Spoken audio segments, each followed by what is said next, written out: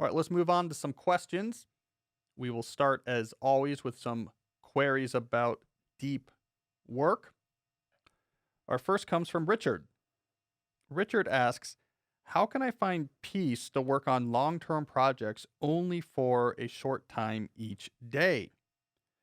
As he elaborates, I work on an important and non urgent project with full focus for 1 hour each morning before I walk my dog.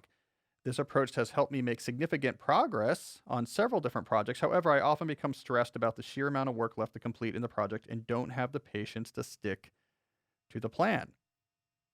Well, Richard, I am a big believer in the slow but steady approach when we're talking about important but non urgent projects. So there's not a boss that needs this thing right away. It's not at the key intersection of your business thriving or folding. Something that take your time. You're writing the novel. No one is expecting it next week. So might as well write a little bit each day. I'm a big fan of that. That falls under my rubric of slow productivity.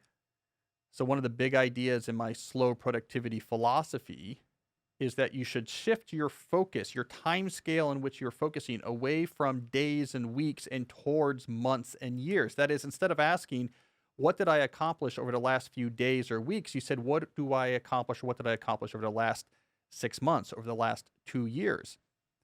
That is a really cool scale on which to produce big things because you can produce things at a very human pace. When you are working to have a big project done in a year, you can have a 2 week period in there where you're not doing much.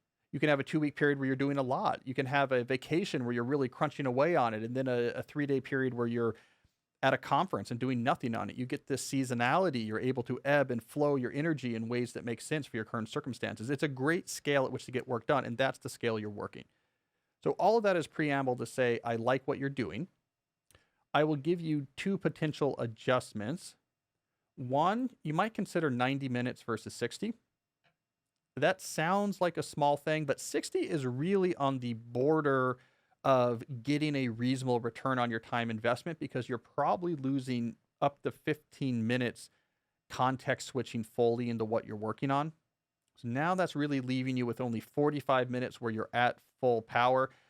There's also a tail effect at the end of work periods where you're beginning to wrap up what you're doing, clean up loose ends, make sure you've captured loose thoughts. So that's not actually peak production time.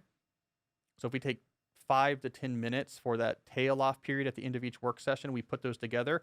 You now have 20 to 25 minutes that you're not just peak producing. So if you're only working for an hour, you're maybe only getting 30 to 40 minutes of production. That is not a lot. Now, if you do 90 minutes, the way I think about it is that you're going to get at least a solid hour of full high-end production. But that's a small enough amount of time that you could probably do it even on low energy days or days where you're a little bit sick. So that would be one thing I would say. Start a little earlier, do 90 minutes. And then the second thing I would say is throw in dashes. I mean, dash like a sprint. When you get to a milestone looming, I could finish the final draft of the final chapter and have something I could send to someone to look at. You see that thing looming, an important milestone. Make a much harder sprint at that point. All right, I'm going to take Friday off from work for the next 2 weeks. I'm going to go to the cabin. I'm going to start work at 10 a.m. and get 3 hours a day, and I'm going to go for it and push through to milestones. That typically is the back and forth rhythm I like for important but non-urgent projects. Good 90 minutes most days, making progress, then a really hard push when you get to a milestone. You sometimes need those hard pushes to get the final hard thing done so you don't spin your wheels. Do those two things, and I'm fine. I'm fine with what you're doing here. Take on the slow productivity mindset. It's months and years is the scale at which you care about production, not days and weeks. Really cool things you're proud of will get done. That's a completely reasonable pace. So keep at what you're doing, do those adjustments, but otherwise put in those hours again and again and again diligently. You'll look up one day and say, I produced something pretty cool.